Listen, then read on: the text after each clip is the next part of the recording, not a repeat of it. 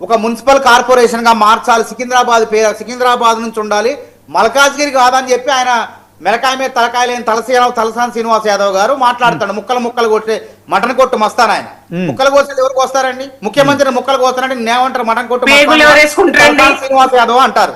కాబట్టి ఇలా ఎక్కడ ఏం మాట్లాడాలో కూడా తెలవకుండా, సోయి లేకుండా అధికారం కోల్పోయేసరికి ఉనికిని కాపాడుకోవడం కోసం వెర్రి వేషాలు వేస్తున్నారు వీళ్ళు.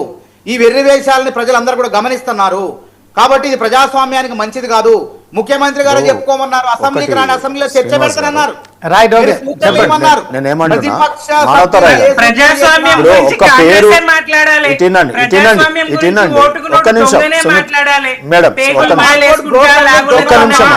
ఒక్క నిమిషం నన్ను అడిగారు. ఈ రోజు రామ్జీ గురించి ఇంత లొల్లి చేసిరు పేరు మార్పు మీద. ఇప్పుడు కాంగ్రెస్ పార్టీ ఎందుకు తెరలేపుతుంది పేరు మార్పు మీద? నియోజకవర్గం ఉన్నటువంటి జిల్లా ములుగు, ఒక్క నియోజకవర్గం ఉన్న జిల్లా.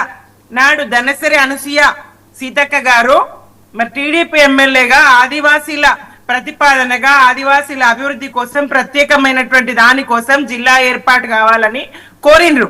చేయలేదా? మరి వాళ్ళ ములుగు రద్దు చేస్తారా? ములుగు జిల్లా రద్దు చేస్తారా? గతంలో అల్లం కోసం సిద్దిపేట, కొడుకు కోసం సిరిసిల్ల, బంధువుల కోసం ఈ రకంగా మీరు వ్యక్తుల కోసం చేసి కాదంటలేను. ఒక్క నిమిషం సుమిత్ర గారు, ఒక్క నిమిషం మానవతారాయ్ గారు, మానవతారాయ్ గారు ఒక్క నిమిషం మానవతారాయ్ గారు, మానవతారాయ్ గారు ఒక్క నిమిషం. అవసరమా కాదా? ప్రజల నుంచి వచ్చిన డిమాండ్ బట్టి చేస్తారు, అంతేగాని ఇంతకుముందు కదా అని చెప్పి నేను ఇచ్చేస్తా, ఆయనకు నచ్చింది కదా అని చెప్పి ఆయన ఇదంతా ఎందుకు? మరి మాంకాలమ్మ ఉంది కదా, ఆమె పేరు మీద పెట్టండి. గతంలో మారడిపల్లి, బోయినపల్లి, గతంలో చిల్కలు కూడా అడవి ప్రాంతం ఉండేది, చిల్కలు ఉండేది. మారడిపల్లిలో మర్రి చెట్లు ఉండేది. మాంకాలమ్మ దేవత పేరు పెట్టండి. మరి వాళ్ళు అంతా ఇది అనుకుంటే నేనేమంటున్నా, ఇయ్యాల హైదరాబాదు, ఇందూరు పోయి నిజామాబాదు, కరీంనగర్ ఇవన్నీ నేను చెప్పేది దేశవ్యాప్తంగా అటువంటి పేర్లు ఉంటే మారుద్దాం. ఎప్పటిదో ఇన్వేడర్స్ వచ్చి ఆ మొఘల్ సామ్రాజ్యం, ఔరంగజేబ్ వచ్చి పేర్లు మార్చి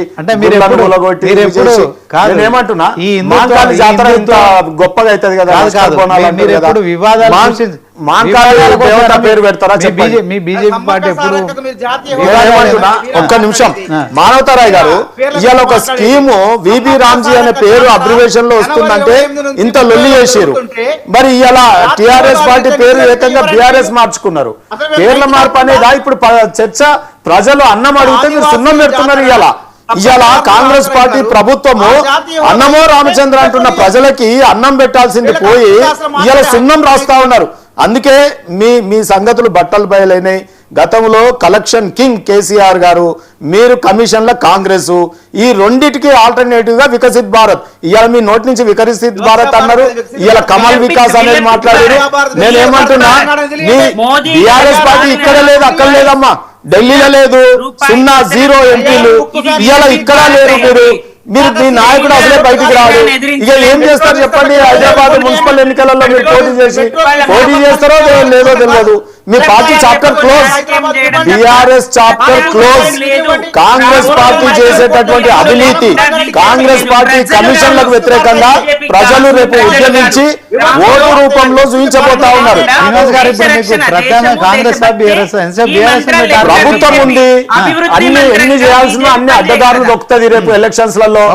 ఇలా మున్సిపల్ రిజర్వేషన్లు అంతన్నా ఇంతన్నా అన్నది ఏమన్నది గొప్ప పాట పాడింది కామారెడ్డిలా. ఇవాళ ఎంత ఇచ్చింది? 34% అన్నావు. దాంట్లో ముస్లిం రిజర్వేషన్ 4% పోతే ఎంత ఇచ్చినావు? 30%. అది కూడా రేపు ఎట్లా అమలవుతుందో ఏంటో చూడాలి, రేపు చూద్దాం. నేనేమంటున్నా మానవతరాయ్ గారు, కామారెడ్డి డిక్లరేషన్ 42 అన్నావు. ఇవాళ చెప్పేది ఒకటి, ట్రైలర్ పెద్ద చూస్తావు, సినిమా రిలీజ్ అయ్యేసరికి ఏముండదు ఆ సినిమాలో.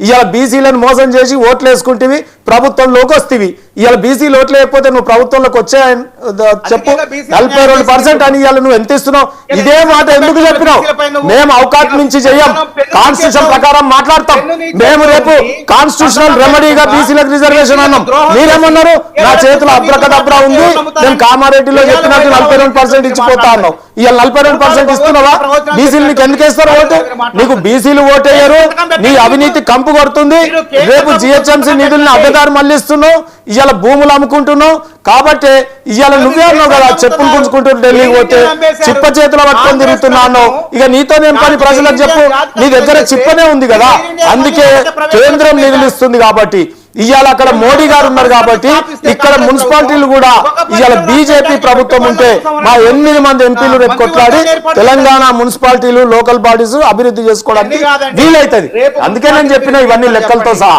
3,500 కోట్లు ఎక్కడ మురిగిపోతాయని ఎన్నికలు పెడుతున్నావు ప్రజల మీద ప్రేమనా నీకు నీ 73-74 రాజ్యాంగం కోసమా రాజ్యాంగం చేతిలో పట్టుకొని తిరగంగానే కాదు రాహుల్ గాంధీ 15వ ఆర్థిక సంఘం నిధులు ప్రతి రాష్ట్రానికి ఇచ్చినట్లే మన రాష్ట్రానికి గతంలో లేకుండా కాంగ్రెస్ కేంద్రంలో పరిపాలించినప్పుడు మరి ఆయన ఎందుకు ఇట్లా ఇయ్యలే పైసలు వెంటనే ఇంకా డబ్బులు లేదు 1000 కోట్లు ఒకసారి 1500 కోట్లు ఇంకోసారి నువ్వు నిన్ననే ఎలక్షన్ నువ్వు సగమే పెట్టినావు ఓన్లీ గ్రామ పంచాయతీలు ఎన్నికలు ఇంకా అప్పుడే అడిగిపోతుంది రేపు మున్సిపల్ ఎన్నికలు అయినాక కదా నీకు సర్పంచుల ప్రమాణ స్వీకారం కూడా అయింది అవును వాళ్ళకి ఇచ్చినాం పంచాయతీలకు ఏమి ఇవ్వాలో ఇచ్చినాం ప్రతి పంచాయతీకి ఇవాళ 15 లక్షల రూపాయల దాకా వస్తున్నాయి దాన్ని మీరు కరెంటు బిల్లులు కట్టుకుందామని చూస్తున్నారు వేరే దిక్కు మలుపుదామని చూస్తున్నారు ఉపాధి హామీ పథకము మొత్తం అవినీతిమయమైందని డైరెక్ట్ ఉపాధి హామీ కూలీల అకౌంట్ లో డబ్బులు వేస్తే మీకు కడుపు నొప్పులు వేస్తుంది ఎందుకంటే మీ పై అధికారులకు కడుపు ఎండుతుంది రేపు ఇదే విషయం ఫైనల్ గా మానవతరాయ్ గారు సికింద్రాబాద్ బచావో అంటూ బీఆర్ఎస్ చేస్తున్న ఈ కార్యక్రమాన్ని బచావ్ అంటే బాగుంటది అది ఇక్కడ బీఆర్ఎస్ కి పుట్టగతులు లేవు ఏదో ఒకటి పట్టుకోవాలా కాబట్టి సికింద్రాబాద్ పేరు మీద బీఆర్ఎస్ బచావ్ అని బతికేస్తుంది ముఖ్యమంత్రి గారు స్పష్టంగా చెప్పారు మీరు ఏదన్నా విషయంలో నాకు ప్రతిపక్ష ఎమ్మెల్యేలైనా సూచనలు ఇవ్వండి తప్పకుండా నేను పాటిస్తా ఏదైనా విభజన జరిగేది అధికారులు చేస్తారు వాళ్ళని కలవండి అని స్పష్టంగా చెప్పిన తర్వాత కూడా దేనికోసం అండి ఇది ఉనికి కోసం కాదా చేసే ఉద్యమం ఇది ఎక్కడ చేయాలి ఇందిరా పార్క్ ప్రెసిడెంట్ రూల్ కాదు ప్రజాస్వామ్యంలో ఆల్ పార్టీ మీటింగ్ పెట్టాలండి ఏ నిర్ణయం తీసుకున్నా ప్రజలకు ఇబ్బంది లేకుండా పౌరులకు ఇబ్బంది లేకుండా మీరు పేరు మార్చేది ఉంటే ఏ పేరు పెట్టాలి అనేది ప్రతిపక్ష పార్టీ నాయకులను అడగండి మార్కెట్ లో ధర్నా చేస్తారండి ఎంత దారుణమైన అంశం అండి ఎంత అప్రజాస్వామికంగా వ్యవహరిస్తున్నారు వీళ్ళు కాబట్టి వీళ్ళు ఎంత గింజుకున్నా ప్రజలందరూ కూడా గమనిస్తున్నారు రేపు ఈ మున్సిపాలిటీలు కార్పొరేషన్లు కూడా అయిపోతాయి బీసీలకు మహిళ